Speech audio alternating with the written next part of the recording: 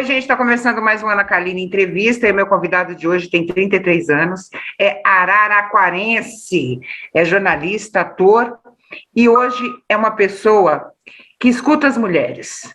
Ele ouve os problemas, ele dá conselhos, tem histórias inacreditáveis e ele vai contar tudo isso para a gente.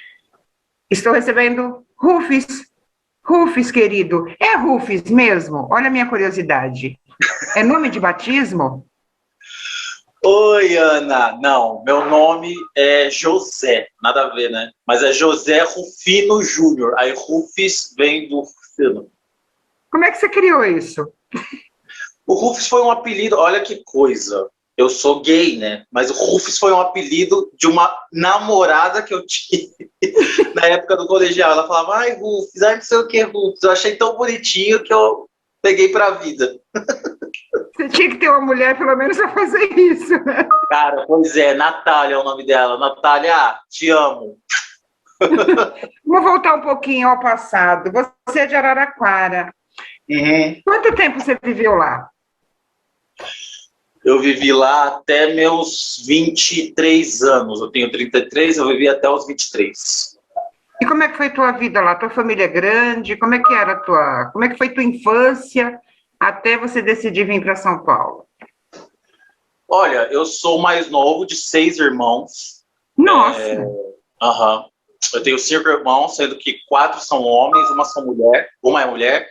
Eu ainda tenho mais uma com a qual eu não convivi. Os 5 eu convivi, a outra eu não convivi, só foi esse grande.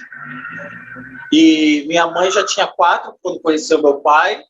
Aí, junto com meu pai, ela teve mais 2, eu e mais um. Nossa!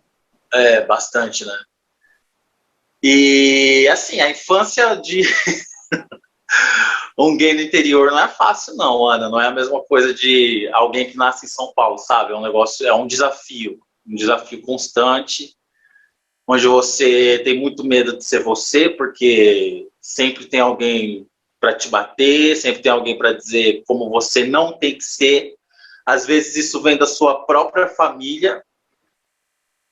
E, na verdade, quando eu saí de Araraquara, eu fui para o Rio de Janeiro, morei uns anos no Rio de Janeiro e depois eu vim para São Paulo. Mas eu saí de Araraquara justamente por isso, porque eu queria sair desse ambiente de uma cidade pequena, onde eu me sentia reprimido, para ir para um lugar maior. Mas como é que foi com a família? Quando você assumiu a sua homossexualidade? Lá no interior, né? Numa cidade onde todo mundo... É aquela coisa, uma amiga minha fala assim, que cidade do interior é cidade da maroquinha, né? Que são aquelas fofoqueirinhas que uma fica contando para outra, a porta fica até aberta para contar as fofocas. Você enfrentou muito preconceito dentro de casa? Eu fui expulso de casa. Ah, você só foi expulso de casa, certo? Fui expulso de casa com 18. Por quê? Pela mãe ou pelo pai? 16. Eu contei para minha família com 16. Primeiro para minha irmã, que a minha irmã é como se fosse minha mãe. Minha irmã é a melhor pessoa do mundo. Que sorte que eu tive de encarnar.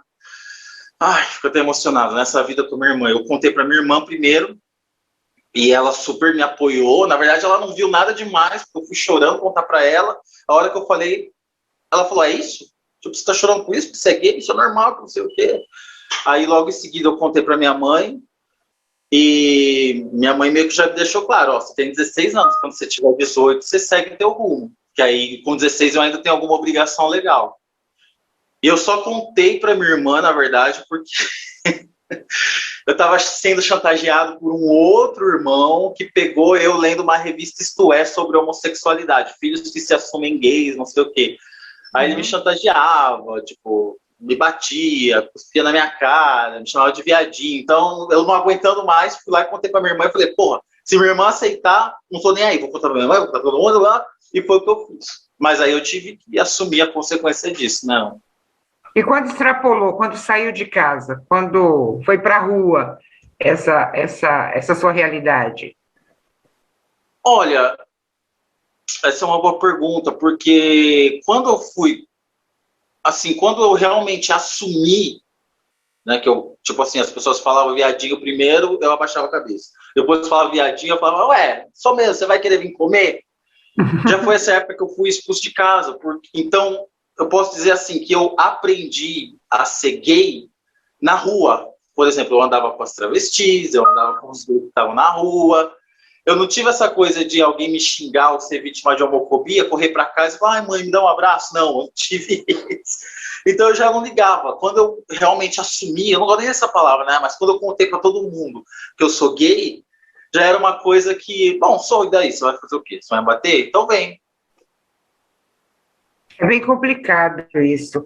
E a tua infância, você foi bom aluno? O que você queria ser quando você estava na escola? Quando eu estava na escola, eu era louco por escrever. Eu não sei, eu tinha um negócio por escrever que é surreal. Assim, as professoras chegavam a chamar meus pais para falar, ele escreve muito bem. E eu queria alguma coisa relacionada com isso. Hoje eu até fico pensando, né, que essas histórias que eu coloco, eu recebo elas, às vezes elas estão cheias de erro, então eu preciso reescrever, né, como se fosse uma revista, para que elas fiquem entendíveis. Tem muito a ver com as coisas que eu fazia quando eu era criança, quando eu estava na terceira, na segunda série, eu adorava escrever. Mas você pensava em ser escritor, médico, dentista? Qual que foi a primeira vontade profissional? Acho que a minha primeira vontade profissional... Nossa, sabe que eu não sei, Ana? Assim, profissional, não sei. Eu gostava de imitar a Xuxa, mas eu não queria ser igual a Xuxa. Que ótimo. A gente descobre cada coisa legal nesse programa. Pois Aí, é. de Araraquara, você foi para o Rio. Mas você foi já com o destino certo ou você foi ao léu, assim?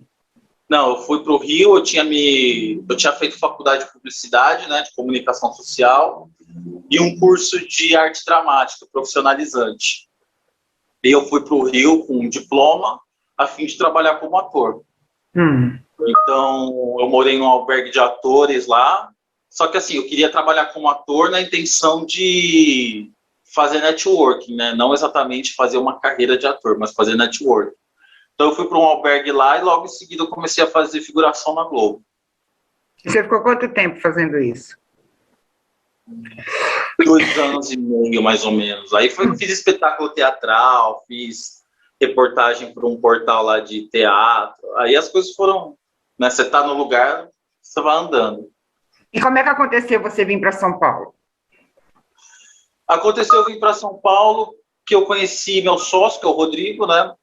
E bem nessa época, eu estava bem engajado lá no Rio de Janeiro, fazendo vários testes para a Globo. Acabado de fazer um teste para Verdades Secretas, estava bem engatilhado. E aí o Rodrigo me propôs uma sociedade para abrir uma produtora e fazer um programa de TV. Eu falei, putz, é isso, bora. Aí a gente fez lá na TV Cultura Paulista e depois veio para cá. De quem que era o projeto? Quem teve a ideia desse primeiro programa na TV Cultura? E conta um pouquinho dele. Foi o Rodrigo que teve a ideia e eu tive a concepção artística. O programa, quando a gente fazia o programa lá na TV Cultura, primeiro a intenção era fazer um programa que misturasse viagem com entrevista, com entretenimento. E Florianópolis é muito conhecida pelo cultivo de ostra. Aqui em Ribeirão da Ilha é a região gastronômica da cidade e a gente vai conhecer agora um restaurante que chama Ostradamos, né? Bem sugestivo esse nome.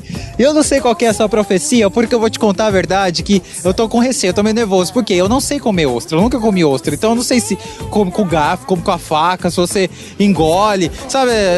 Aquela pessoa assim que chega naquela mesa super refinada e não sabe o que fazer. Então, sou eu. Vamos junto ver o que vai acontecer. Vem com... E era isso que a gente fazia. Logo em seguida, a partir disso, a gente abriu uma página de viagens no Facebook chamada PIN 360, que era só de viagem. E essa página bombava, era demais. Tipo, a gente viajava para todo canto e fazia reportagens sobre isso. Acabava que fazia pautas para o programa também, e no programa acabava entrevistando gente famosa. Rita alegre, Rita triste, Rita emocionada, Rita ganhou na loteria. Chegou a hora de você decidir quem é o grande vencedor ou vencedora. É o ingresso para entrar. Puedo comer, mi ticket? Debes comerte tu ticket. Posso ficar tranquilo? Pode. Muito obrigado, então. Beijão. Foi aí que você decidiu fazer televisão de vez. Falei assim, é isso que eu gosto. Foi nisso aí. Exatamente. Eu entendi que eu gostava de me comunicar, né? A televisão era um meio. Eu penso assim, a televisão é só um meio. Durante quanto tempo você fez esse programa na TV Cultura?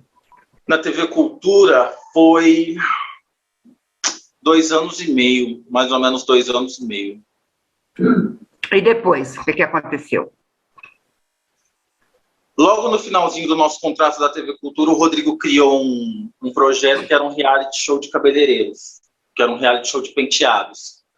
Então, eram vários, 9 cabeleireiros que faziam penteados a cada semana e no fim recebiam um prêmio, né? Claro que assim, era um prêmio de acordo com a nossa realidade, era R$5.000, não sei o quê, tudo pequeno, mas com o nosso investimento.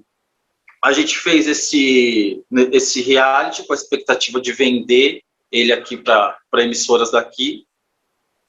E nessa produção do reality, a gente chegou a convidar um cabeleireiro muito famoso para ser jurado no último episódio. Então a gente mandou para a assessoria dele o release e, lógico, que a assessoria dele foi lá e procurou no YouTube. Eles não responderam a nossa proposta, a gente ia pagar, lógico, eles não responderam. Uns 4, 5 meses depois, o que a gente vê igualzinho em rede nacional? Com esse apresentador. Eu lembro de um programa assim. E por acaso esse cabeleireiro que vocês convidaram estava nele? O que, Ana? Desculpa. Por acaso o cabeleireiro que vocês convidaram e não obtiveram resposta, ele estava nele? Não está me ouvindo? No nosso reality, não. A gente chamou ele e ele não respondeu. Não, no que você viu igual. Sim, ele apresentava. Ah, então, tá explicado, né? Pois é, ele apresentava. Então, você imagina, a nossa... E assim, eu tenho um vídeo de comparação que é igualzinho, as falas são igualzinhas, as provas são as mesmas, é uma cópia. Agora, você imagina, Ana, duas pessoas pequenas, no sentido assim de serem conhecidas, né? Eu e o Rodrigo. A gente pegou e investiu todo o nosso dinheiro nisso. Na época, acho que foi R$50.000. E aí a gente vê um negócio copiado em rede nacional, com uma outra pessoa levando a nossa ideia num programa grande. Aquilo foi demais. Foi um balde de água fria. Vocês tomaram alguma providência? A gente chegou aí atrás, a gente consultou uma advogada, e ela falou pra gente, olha, com todas as provas que vocês têm aqui, é provável que vocês ganhem, mas ganhando, é provável que vocês fechem as portas do mercado para você. E aí, o que você acha que aconteceu? Eu fiquei com medo, né? Naquele momento, fiquei com medo. Hoje eu não faria mais isso, mas naquele momento eu fiquei com receio. Com essa decepção, vocês pensaram em algum momento em desistir? Não, na hora. Foi um momento assim com muita reflexão, muita depressão, até diria. As pessoas até na intenção de consolar falavam, você tem que ver, se o negócio de vocês é tão bom que foi copiado, mas assim, esse não é um pensamento, sabe? Foi errado, foi injusto, foi um balde de água fria, então foi triste um tempo, mas depois também teve uma hora que eu pensei, porra, ou eu levanto, sacudo a poeira, ou eu vou ficar a vida inteira me lamentando. Depois dessa decepção, você parou um pouco para pensar ou deu andamento a outros projetos? Não, eu, assim, dava andamento, a gente tinha produtora junto, tem que comer. Claro. De nervoso. Mas, assim, as coisas meio que perderam sentido, sabe? E aí eu comecei a refletir muito sobre não querer criar projetos, mas querer fazer alguma coisa que fizesse diferença para mim, como que fizesse diferença para o outro. É difícil explicar, é uma coisa assim até romântica demais. Aí aconteceram situações, por exemplo, uma coisa que eu via como comum já começou a virar um saco para mim. Eu lembro que logo depois disso a gente chegou a fazer uma viagem para aquele site de viagens que eu te falei, e aí o dono do hotel recebeu eu e o Rodrigo muito bem, mostrou, ele falou, o que eu quero que filme é isso aqui, blá, blá, blá, blá, blá, blá. E aí um dos funcionários recepcionistas do hotel, que era nitidamente gay, era super afeminado, foi tirar uma dúvida com ele. E o dono do hotel foi super grosseiro com o cara. Grosseiro mesmo. E na hora que o menino foi embora, que o moço foi embora, o dono do hotel fez um comentário, tipo, super homofóbico. E aí eu e o Rodrigo tava lá contratado, a gente não podia reagir, né? Não podia virar e dar uma no meio do cara. Cara, eu lembro dessa situação, eu subi pro quarto, a única coisa que eu virei pro Rodrigo e falei, não quero mais isso, não. O que eu vou fazer agora tem que ter um propósito, tem que ter alguma coisa. Foi aí que eu comecei a conversar com as pessoas. E começou no Instagram mesmo? Foi uma coisa assim, que você começou na rede social à toa? Foi à toa, totalmente à toa. Eu tava bem chateado, bem deprimido. Um dia no Instagram, com 1.000 e poucos seguidores, 1.000 e pouco, eu abri uma caixinha de pergunta falando, gente, sei lá, alguém quer um conselho? Só por isso. E aí eu comecei a conversar com as seguidoras, muitos que eu não conhecia, e disso virou um quadro chamado Help Rufus, dessas coisas de aconselhamento, só que era totalmente deboche, totalmente brincadeira. Eu fiquei um tempo fazendo isso, né?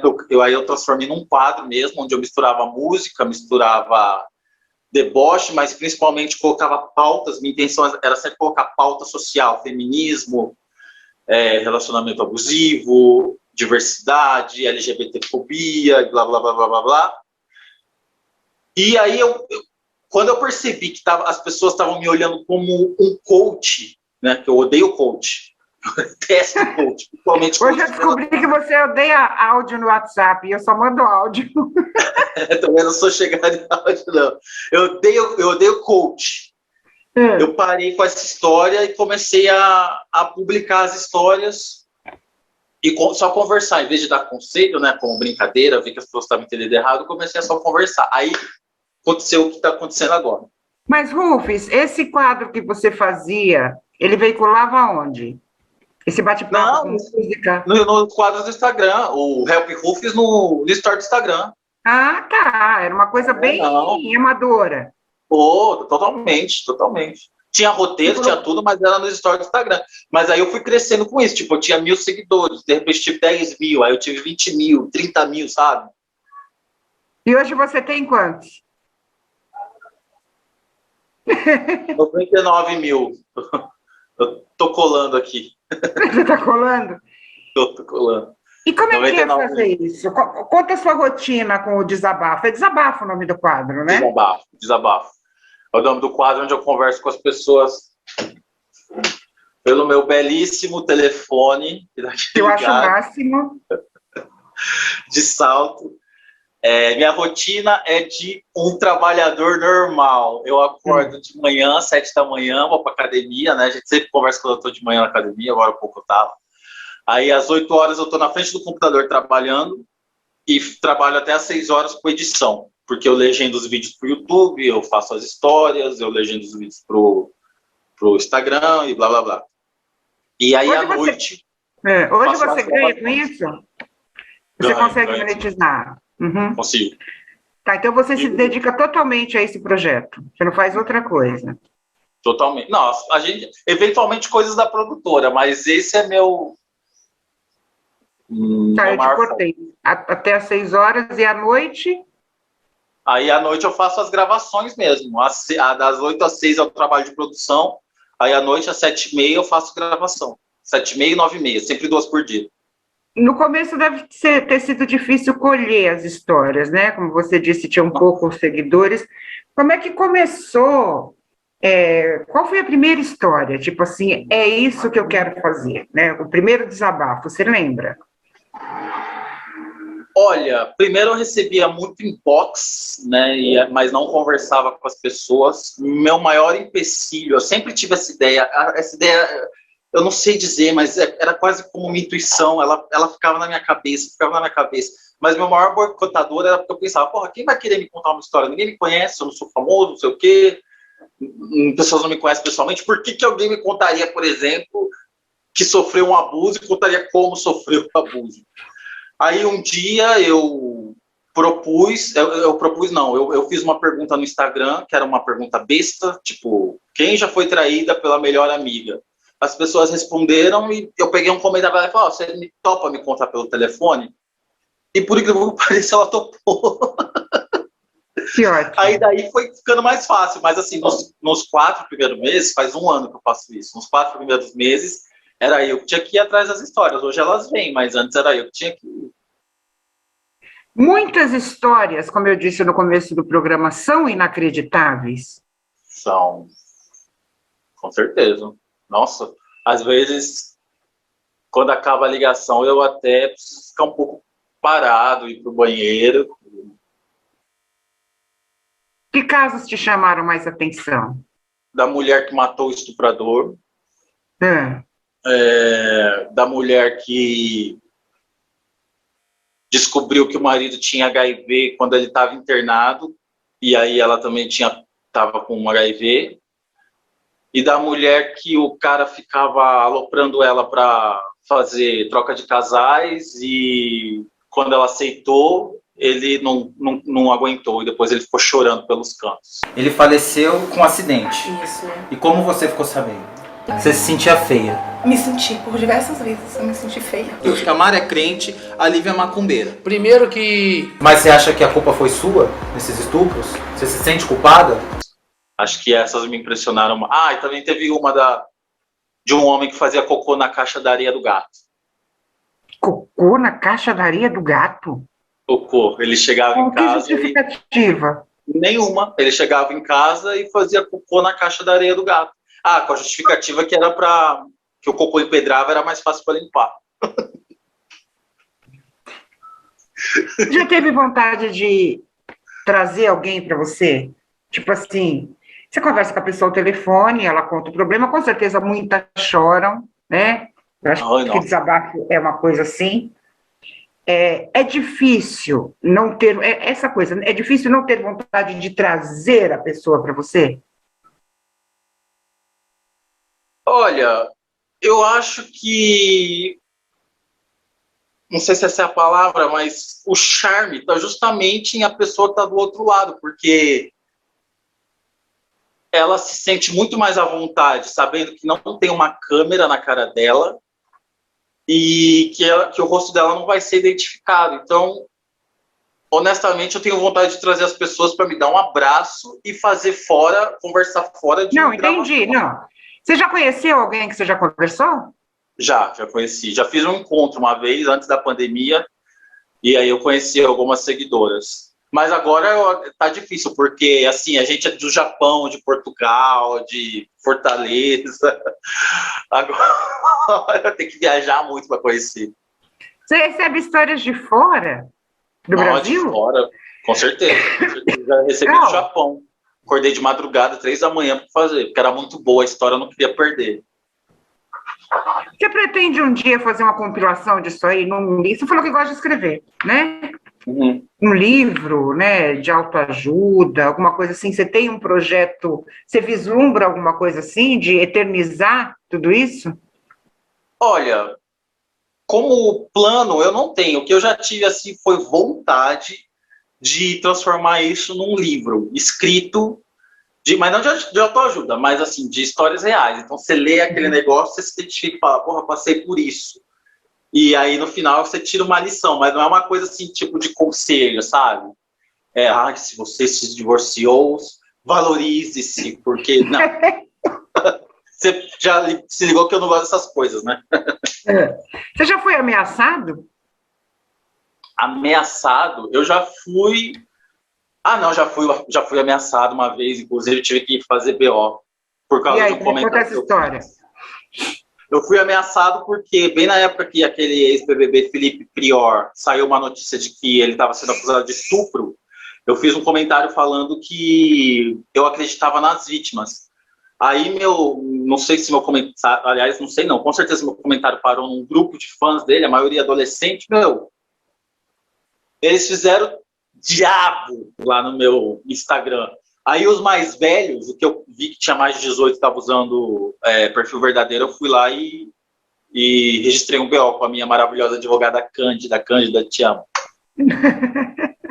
E também e homofobia sempre, né? Até aquele homem, aquele Siqueira Júnior, que só fala bosta, já veio me encher o saco uma vez, porque também eu me posicionei contra aquele jogador Maurício do vôlei, e ele veio fazer um comentário super escroto, falando que orgulho seu pai deve ter de você. Primeiro que meu pai morreu.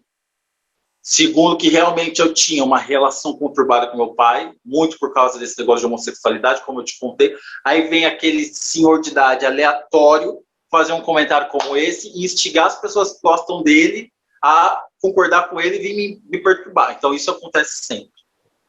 Eu sou da seguinte opinião, eu acho que rede social é sua, né? Se ela é minha, eu tenho o direito de expressar minhas opiniões, né? Se você é contra, você vá na sua Isso. e defenda o seu ponto de vista. Isso. Mas, infelizmente, a gente está numa época de muita intolerância. Acho que a pandemia deixou as pessoas mais ignorantes e intolerantes. Você notou essa diferença? Mudou quando você fazia o seu programa antes da pandemia e durante a pandemia? O que você sentiu? Eu senti que muita gente mostrou a verdadeira cara depois que o Bolsonaro foi eleito. Eu acho que muita gente que dizia, eu adoro você, não dane-se se você é gay. Quando encontraram um representante ali que é misógino, que é homofóbico, que é racista, elas começaram a mostrar a cara. E apoiadas nesse grupo enorme que elas formaram de pessoas misóginas, machistas, homofóbicas, elas começaram a demonstrar sua intolerância com mais frequência nas redes sociais. Então, se antes elas tinham algum receio de falar fulano é viado, hoje elas falam porque elas sabem que elas estão respaldadas por alguém. Então, o que eu senti, porque eu já trabalhava com isso antes desse capeta se eleger, foi exatamente isso. Esse antes e esse depois. Agora, pasme, eu conheço homossexuais que apoiam. E gostam. Tipo negro que apoia o senhor do esqueci o nome, o outro negro que olhava, o capataz. Os escravos, sabe? Tipo o escravo que apoiava o capataz. Um gay que apoia o Bolsonaro precisa, no mínimo, de leitura. Não vou falar de tratamento psicológico, não. Precisa de leitura. Precisa entender a posição dele no mundo. Eu já sou mais radical e prefiro não comentar. Ô, Rufus, você recebe depoimentos de homens? Homens te procuram? Recebo bastante de homossexuais, mas também de heterossexuais. É engraçado que os problemas dos heterossexuais são sempre parecidos e eles nunca querem falar pelo telefone, eles só querem falar por carta. Mas são sempre parecidos, é sempre assim.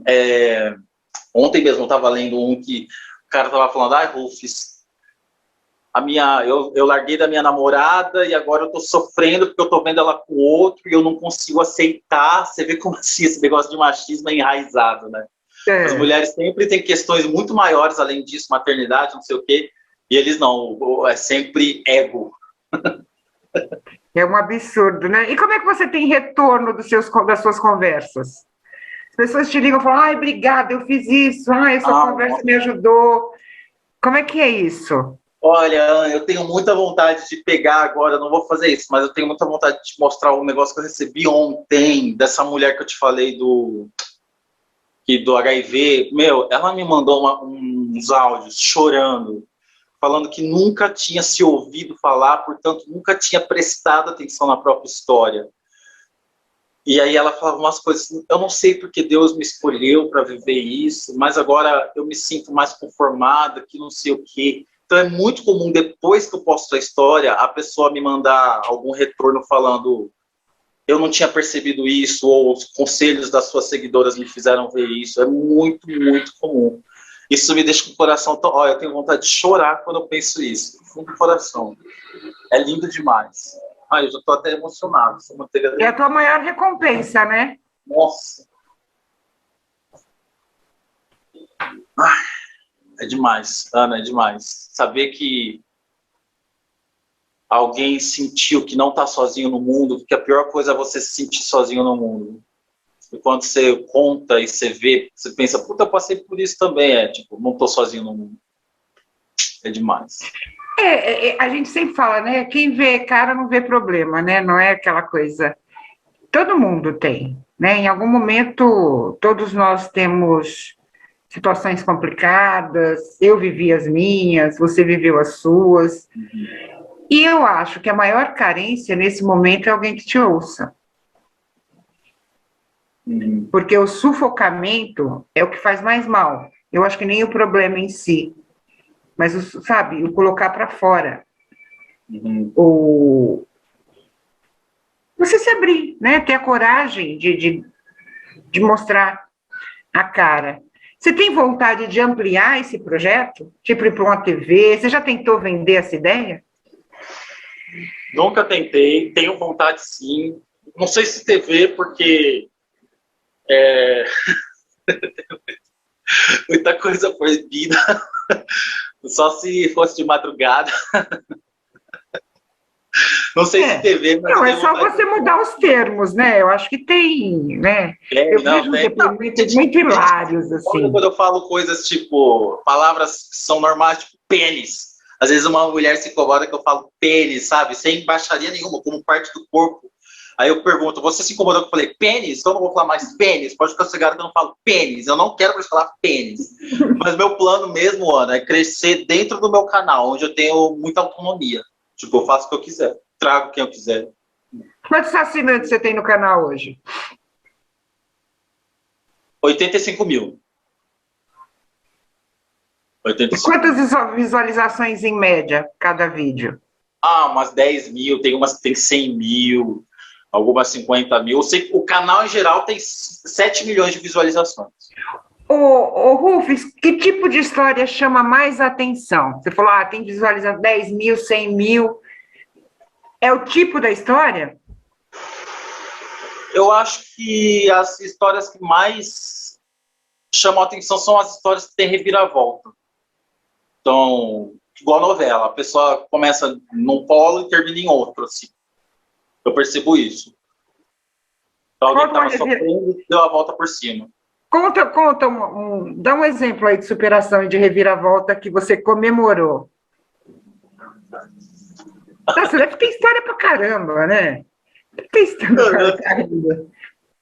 Tem uma. Tem uma, mas ela é pesada. Deixa eu pensar outra. Assim, ó, eu posso te dar um exemplo. Não é assim bem uma reviravolta, mas teve uma que o marido, a mulher foi traída com a mãe. O marido dela ficou com a mãe. E, assim, só por isso já é uma coisa surreal, né? É um negócio que você pensa. E aí, o que eu fico feliz é porque no final ela se tocou de que a mãe não prestava e parou de falar com a mãe. Olha o carro passando. Parou de falar com a mãe e parou de falar com os irmãos que apoiavam a mãe. É uma reviravolta nesse sentido. Esse é o tipo de história que me deixa muito feliz. Eu ficaria triste se no final dessa história ela tivesse continuado com o marido e falar: a culpa foi da minha mãe. Esse é um exemplo. Assim. É engraçado, né? A mulher traída sempre culpa a outra. A outra. E nunca o marido. Por quê, hein? Eu já fiquei pensando nisso. Coitada, não é culpado. A outra que se insinuou, a outra que sentou no colo dele, a outra que agarrou. Quer dizer, nós somos extremamente machistas nesse sentido. Não. Né? A mulher não é amiga de mulher, é muito difícil isso. É verdade. Eu lembro que eu fiz uma matéria um tempo atrás sobre mulher na política, há muitos anos. E eu fiz uma enquete só com mulheres. Você votaria em mulher? Olha, acho que de 20 mulheres, 2 votariam em mulher. Misericórdia! É por isso que as coisas estão como estão. As outras não, né? Então, é muito complicado. Rufus, qual é o maior... As mulheres são criadas para serem competitivas, né? Desde cedo já é sempre colocando uma contra a outra, competindo contra a outra. E aí, quando cresce, reflete nesse tipo de coisa. Tem que parar desde cedo. Apesar da geração hoje ser bem diferente, já tem que parar desde cedo. Ó, falar, aquela mulher ali, aquela sua amiguinha de 5 anos, não é tua inimiga, viu? Pelo contrário, ela é tua amiga. Você vê ela sofrendo, você fica do lado dela, não do lado dele. Você já fez um levantamento de qual o perfil mais comum que frequenta o seu programa, o seu Instagram? Travou. Agora voltou. Ana, desculpa, Voltou. travou. Voltou. Voltou. Você já traçou um perfil? Idade? Oi, tá vendo? Tá Já, ouvindo? no meu Media Kit tem. No meu Media Kit tem isso. Da minha idade. A principal faixa etária é dos 30 aos 35 anos. Claro que tem um pouco menos e um pouco mais, mas em geral é dos 30 aos 35 anos. E no canal do YouTube são as pessoas mais velhas. Engraçado que como o pessoal gosta, as pessoas mais velhas gostam, né? Sua mãe, por exemplo, eu sei que ela gosta de YouTube, que ela fica horas na frente do YouTube. Então é muito comum mulheres mais velhas com mais de 45 anos no YouTube. No Instagram é dos 30 aos 35. Porque o Instagram é uma ferramenta mais difícil de manuseio para as pessoas mais velhas. Eu sinto isso aqui. Faz sentido. Minha mãe não consegue usar o Instagram. YouTube não, ela acessa, vai vendo o videozinho que ela quer, né? E é muito mais fácil. Como é que você lidar com as críticas? Eu tenho certeza que você, quando posta alguma coisa, vem, né? Bem, Os comentários, como você falou daquele, para mim que não é jornalista, né? O Siqueira, que vem um comentário. Você responde, você apaga, como é que você lida com isso?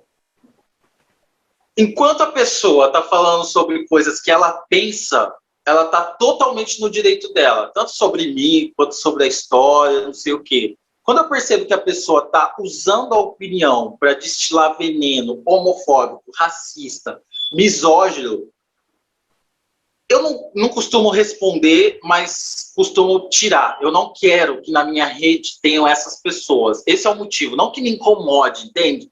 Mas eu não quero, por exemplo, amanhã, Ana, você me conta a sua história e saber que uma pessoa que não gosta de mulher, que é misógina, vai lá comentar, porque ela só vai te pôr para baixo. Então, honestamente, do fundo do meu coração e sem arrogância, crítica não me abala. Crítica, assim, negativa, né? Claro que tem gente que vem conversar comigo para coisas, toques bons, mas crítica negativa. 33 anos vivendo como viado, Ana, expulso de casa, você acha que eu vou ficar, que vai me abalar a opinião do fulaninho de não sei o quê? Eu tô cagando, tô fazendo o meu. Você já contou quantos depoimentos você tem até hoje? Não, tava até pensando nisso. Pô, bom você lembrar. Tô pensando em fazer isso aí, esse final de semana. Deve ter mais de 100, viu? Mais de 100? Mais de 100. Pô, já deu um livro aí. Tem um livro, eu percebo, vou te contar um negócio, eu percebo que tem produtores de televisão, de outros programas, e tem até um apresentador, depois eu te falo quem é, que me segue, que eles não curtem nada, não tem nada, eles estão lá, ó, para coletar. Eu sempre falo que o meu caderninho, que ele não está aqui, mas o meu caderninho de anotações de histórias é o sonho de qualquer produtor, de qualquer emissora. Você já ali viu? eu tenho segredos mais... Você já viu alguma história sua ser chupada para esses programas sensacionalistas aí? Você já viu? Já aconteceu? Eu já vi temas, não a mesma história, porque não tem como a pessoa achar quem foi que me contou, né? Que é anônimo. Mas eu já vi temas, assim, de eu fazer e numa semana, na próxima semana o mesmo. Aí eu falei, não, é coincidência. Aí eu fiz de novo, na outra semana eu me... Qual foi o tema mais difícil? Abuso é sempre difícil, Ana. Abuso. Abuso é aquilo que depois que acaba, eu faço uma oração antes, eu faço uma oração depois, com total consciência de que eu não sou psicólogo, eu não sou terapeuta, eu não sou nada disso, só um amigo escutando e que a pessoa ali precisa pôr para fora, que quando ela pôr para fora, muita gente vai ouvir e falar, também passei por isso. Abuso é sempre o mais difícil. Você não tem medo da pessoa se tornar dependente de você?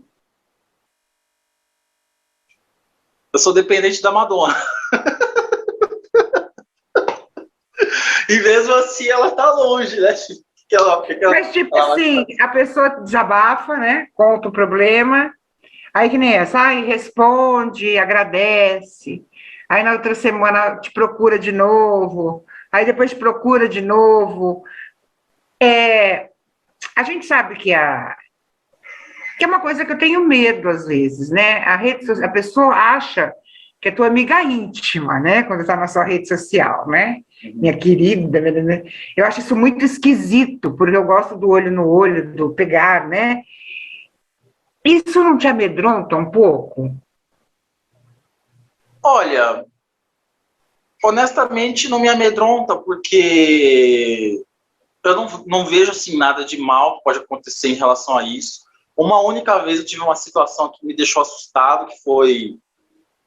Eu postei um store no outro apartamento que eu morava e mostrei a rua. E aí, num dia à noite, eu recebi um inbox de uma moça falando que estava na minha rua. Assim, do bem, tipo, querendo conversar, sabe? Ai, pelo amor de Deus, desce, conversa comigo, não sei o quê, preciso conversar, preciso desabafar. Isso me assustou. E teve uma outra vez também, que uma moça que trabalhava, acho que no fórum, descobriu meu telefone e aí começou a me ligar, muito, tipo, o tempo inteiro. Me ligava 3 horas da manhã, 4 horas da manhã. Nesse momento eu fiquei assustado, mas aí foi questão de conversar, assim, como amigo mesmo, falar, ó, gata, não é desse jeito, não pode ser assim, a gente pode construir uma relação, mas não desse jeito. Mas em relação a isso aí que você falou, não fico com medo, não. Acho que eu tenho mais medo de não ter nenhum amigo. Ô, Rufus, esse caso da mulher que foi na sua rua, você acabou descendo para conversar com ela? Não desci. Depois a gente conversou, ela entendeu, ela mandou foto, assim, da rua, ela não sabia exatamente qual era o prédio, mas mandou foto da rua, aquilo me deixou muito assustado mesmo de tremer, porque nunca tinha acontecido, mas não desci. E cantadas? Você recebe cantadas no Instagram? Olha, eu adoro saber essas coisas. Se eu recebo cantada, acho que antes de eu me assumir gay, eu recebia bastante cantada. Não, de mulher, eu quero dizer, das suas seguidoras. Antes de eu me assumir gay, eu recebia algumas, assim, cantadas. Mas depois parou. Todo mundo já sabe, assim, que eu sou o amigo. Mas recebi uns negócios tipo... Rufus, você pode dar uma opinião sobre o tamanho do meu seio? E mandava uma foto assim. Então, tipo... Mentira! Era comum, não era assim uma coisa esporádica, era comum. De verdade, era comum. Você tá brincando? Juro. Era comum. Mas passou, depois que eu assumi gay, perdi 10 mil seguidores, né? Às vezes foi por isso. Quando eu assumi, eu perdi 10 mil, tinha 50 mil, fui para 40 mil. Acho que foi a decepção. Mas hoje você tem 99 mil. Né? 99 mil sabe quem eu sou, que é o que importa para mim. Eles sabem quem eu sou, elas sabem quem eu sou. E recebo de homem também, né? De homem é mais comum, mas é bem menos. Homem, que tipo de cantada? Olha eu. Não, aí eles são mais cordiais. Às vezes eu abro lá e tem a foto de um pintão. E aí eu penso, porra, Deus me livre, acabei de acordar. Mas de uma maneira geral. Agora não. São mais cordiais. Ai, lindo, meu bebê. Se eu tivesse aí, a gente ia sair. Aí tá de boa. Você sabe que eu recebia, claro, né? Facebook, já estou há mais de 10 anos, mas estou falando assim, eu recebia, tá ouvindo? Agora eu tô. Tá ouvindo? Eu recebia muita foto. Muita foto. Né, dos brinquedos, né? E hoje não mais, acho que eu envelheci, às vezes eu sinto falta de receber alguma. Não, é bom de vez em quando, mas não tem nada a ver com você envelhecer, não fala isso não. É porque hoje, Ana, tá muito, as pessoas têm medo de serem expostas, né? Então pensa, a pessoa te manda um pintão e você vai lá e fala, ó, fulano, aqui o print, fulano que é casado me mandou não sei o quê. Antes não tinha muito isso. Tem muita denúncia assim. Ô, Rufus, qual que é teu maior sonho? Conta pra mim. Meu maior sonho, cara, sabe que eu nunca pensei sobre isso? Eu acho que a minha maior meta, assim, falando de uma maneira muito escrota, estúpida, meu maior sonho é ser feliz. Mas se eu te falar, minha maior meta é que esse projeto que eu criei, o Desabafo, que ele atinja muita gente, sabe? Que eu consiga me resolver em todas as questões da minha vida, tudo que eu passei, porque os desabafos também servem para mim, apesar de não sou eu que estou desabafando, sempre que, por exemplo, eu converso com alguém que sofreu algum preconceito, alguém que foi expulso de casa, alguém que sofreu algum abuso, alguém que não sei o quê, eu estou falando de mim. Então, eu estou sempre resolvendo as minhas questões com os outros. Então, o meu sonho é que se expanda, com muita gente ouvindo, com muita gente participando e resolvendo as questões de muita gente. Ó, falei do fundo do meu coração, até me emocionei. você gosta de fazer quando você não está trabalhando? Discos, Caramba! Você coleciona LPs? colecionar De LP, vinil? eu amo meus discos, sou louco pelos Discos meus de discos. vinil? Disco E de você vinil, ouve? livro, ouça a minha vitrolinha ali. Livro, Ah, e sou muito pouco de sair, né? Você sabe, você me conhece, sou muito pouco de sair, ainda mais com esse negócio de pandemia, mas gosto de sair também.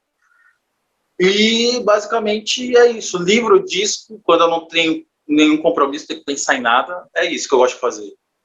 Livro, Ô, disco. Rufus, se eu soubesse, a gente quando mudou tinha um monte de disco de vinil, eu doei tudo. Ah, não fala isso. Não me Eu fala vou uma te, coisa. eu vou te dar um contato de um cara chamado James, que é James Eduardo, que faz coleção de discos de vinil. Eu adoro conversar com o colecionador, me fala. E ele conta histórias, ele sabe a história de cada LP.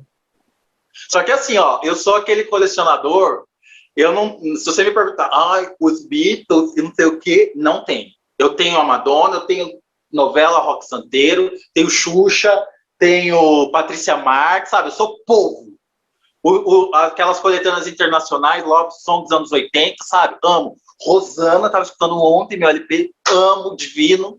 Sidney Magal, é esse tipo de coisa que eu gosto. Fábio Júnior, Ah, Sidney Magal, o show dele é sensacional. amo. Patrícia Marques dá uma excelente entrevista para você, viu? Eu entrevistei ela. Porque é um modelo de superação, né? Em tudo. Desde da carreira artística, né? Quando ela foi extremamente abusada, psicologicamente, principalmente. E depois assumir a homossexualidade dela, Com certeza. sofrendo críticas, né? E assumir numa idade mais, vamos dizer assim, mais madura, que eu acho que assim, é o que te dá mais segurança, né? Porque quando você é jovem, você não sabe. Eu lembro que minha filha falou assim, fulano é bissexual, porque era moda, né? Ser bissexual. Não é porque a pessoa gostava, não, é porque todo mundo fazia. Então eu queria também, eu quero também gostar de homem e mulher. É uma coisa bem isso mesmo. Como é que tá o coração hoje? Meu coração tá bem, tá batendo. Tô feliz, tô bem resolvido. Bem. Você gosta de viver grandes paixões ou você é um cara tranquilo? Não, eu sou tranquilo. Eu não gosto de ficar me descabelando por ninguém. Eu gosto de ficar fazendo sacrifício por ninguém. Acho que a melhor coisa do mundo é viver tranquilo e viver em paz. Mas eu sou muito ciumento, né? Isso é um problema. Eu sou muito ciumento. Já sofreu muito por amor? Não, sabe que não. Eu já sofri muito por ego. Tinha uma época que alguém me rejeitava e eu ficava com o ego ferido. Mas também rejeitava de um jeito escroto, né? Nunca era saudavelmente. Mas por amor, não. E também o ego eu superei. Ô, Rufus, eu estava pensando aqui, você já pensou em levar para o teatro? Já. Essas histórias? Fazer esquetes, assim, das historinhas? Eu já pensei em fazer o Help Rufus, que é aquele negócio na cama, dançando de cueca no teatro. Criei, até mostrei pro Rodrigo, né, o Help Rufus, mas bem na época começou a pandemia, e aí já não dava mais. E também tinha uma coisa que a gente tinha que adaptar, não sei o quê. Mas já pensei sim. Mas assim, eu não penso em ficar trabalhando como ator. Se eu for viajar, eu pretendo viajar fazendo isso que eu faço. Sabe, contando histórias, conversando, não sei como. Precisaria pensar, mas pensaria nisso. E as meninas cobram. Vem pra cá, vem pra Fortaleza. Você falou que você não gosta da palavra coach. Não gosto. Mas é o que você faz. Não, imagina. Não, de uma maneira diferente, mas o coach, por exemplo, se você chega nele, perdão, e fala, separei, o coach vai falar, se você separou, quer reconquistar o homem, não atenda a ligação, eu quero morrer com isso, quando eu vejo esses coaches. Não, eu não estou falando do conteúdo, eu estou falando do comportamento, entendeu? Do ouvir, do falar, o da troca de pensamentos, não do conteúdo, tá? Estou falando da situação em si. Acho que criar uma palestra seria essencial para você. Sabe, uma coisa assim de... Eu acho que é muito legal. Eu acho que você pode muito pensar nisso. Por que não? Por que não? Por que não? Eu tô aí, ué. Se Deus quiser, vai estar todo mundo vacinado, se der para viajar. Eu quero fazer algum negócio viajando, não sei se uma palestra, não sei como, preciso criar o formato, mas quero sim. Nossa, conhecer toda essa galera, abraçar. Onde você tem mais seguidores? É São Paulo mesmo? Cara, não tem. Sabe que ontem eu estava olhando, que eu estava mexendo no meu Media Kit, no começo era São Paulo, agora não é. Eu tenho 5% de São Paulo, 5% de Fortaleza, 5% em Manaus. Eu não sei o que aconteceu exatamente. Pulverizou, né? Eu não sei qual foi o ponto que aconteceu isso, mas não tem mais disso. Antes tinha, hoje não tem mais, não. E o que você tem mais vontade? Tem algum novo projeto na cabeça? Tem novos projetos ou não? Pretende manter, reforçar esse seu? Isso, eu tenho projeto de aprimorar isso. Transformar isso numa coisa mais profissional, né? Porque eu faço tudo sozinho. Aqui, por exemplo, ó. Tá vendo? Olha que legal. Você tem um setzinho. Tudo só. Aqui é meu cenário mesmo. É o sofá vermelho que eu fico, meu coração. Eu tenho projeto de aprimorar. Tipo, ter um produtor, ter um cinegrafista, ter um editor. Coisa que eu já tive na TV, mas com outras coisas, né? Agora eu quero ter pro canal. Desculpa, Rufus, quem quiser entrar em contato com você para mandar uma história, como é que deve proceder? Me segue no Instagram, @RufusJúnior. Aí lá tem um destaque explicando certinho, mas resumidamente, se você quiser contar pelo telefone, manda inbox. Sou eu que leio, mais ninguém. Se você quiser contar por carta, que é outro formato, você manda pro e-mail que tem lá, amigasdorufus@gmail.com. É isso, basicamente. Parabéns pela iniciativa. É muito difícil hoje, no país egoísta que a gente vive, né? Ver as pessoas se preocupando com as outras. A gente vê Instagram para a pessoa mostrar o que ela faz, né? Eu sou, né, o destaque do meu Instagram. No seu, não. O destaque do seu Instagram são os outros. E isso é uma coisa muito, como é que a gente pode dizer, de doação, né? E está faltando isso no ser humano, né? De querer parar de se mostrar e ouvir mais os outros. Se tivesse mais Instagrams como o seu, eu tenho certeza que... Eu nunca vi igual. Estou sendo sincera com você. Nunca... Eu tenho poucos seguidores, tenho 5.000 seguidores, mas assim, eu recebo, né? As pessoas que eu sigo, eu nunca vi alguém se doar, né? Eu sempre vejo as pessoas querendo aparecer, umas mais que as outras. Então, parabéns. Espero que você continue fazendo isso, que cresça muito. E eu queria que você deixasse uma mensagem aí para quem está te vendo agora.